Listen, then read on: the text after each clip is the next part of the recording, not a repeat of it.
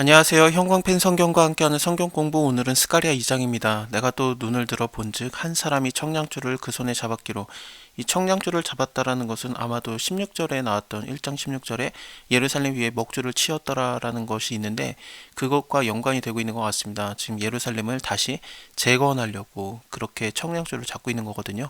그래서 줄을 대서 크기를 정해서 그것만큼 지어 올리는, 약간 미리 좀 그림을 그린다고 해야 되나, 땅에다가 그런 느낌이에요.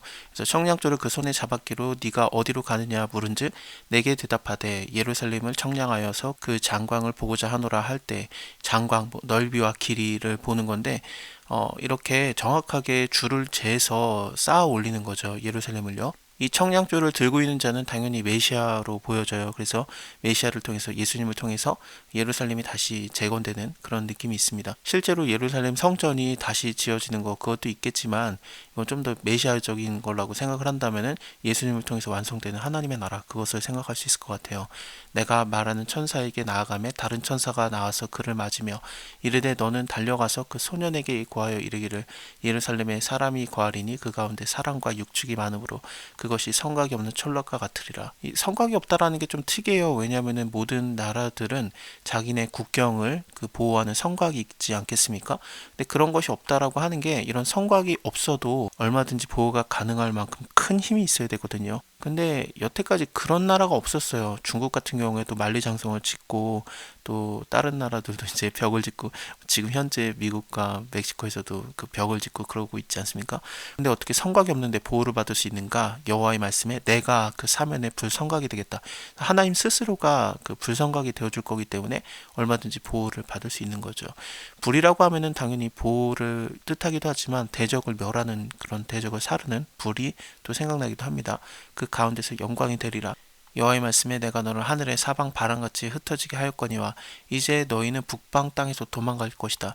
이 북방 땅이라고 하면은 당연히 7절에 나오는 대로 나 여호와의 말이니라. 바벨론 성에 거하는 시온아 이제 너는 피할지어다. 그렇기 때문에 바벨론 성을 북방 땅이라고 생각할 수 있습니다. 현재 다리오 왕 때의 말씀이 임하고 있기 때문에 이거 자체가 이미 다리왕 시대예요. 그러면은 메데랑 바사 제국이라고 생각을 해도 될 것 같습니다. 메데랑 바사 제국이 거하더라도 바벨론 성은 언제나 좀 강한 곳이었죠. 근데 이곳에 유다 사람들, 이스라엘 사람들이 많이 거했던 것 같아요. 사실 포로 생활을 했지만 그렇게 힘들게 지내지 않았습니다. 예를 들면은 뭐 총리가 다니엘이었고, 또 느헤미야라든지 뭐 그런 사람들, 에스라라든지 그런 사람들이 꽤 높은 사람으로 있었기 때문에 이스라엘의 포로 생활이 그렇게는 어렵지는 않았어요. 왕비가 있어도 막 그랬거든요. 그래서 괜찮았어요. 근데 이렇게 거기에 있지 말고 너네가 거기서 피해 나와라. 만군의 여호와께서 이같이 말씀하시되 너희를 노력한 열국으로 영광을 위해서 나를 보내셨나니. 이 영광을 위해서가 히브리어로는 영광 이후에입니다.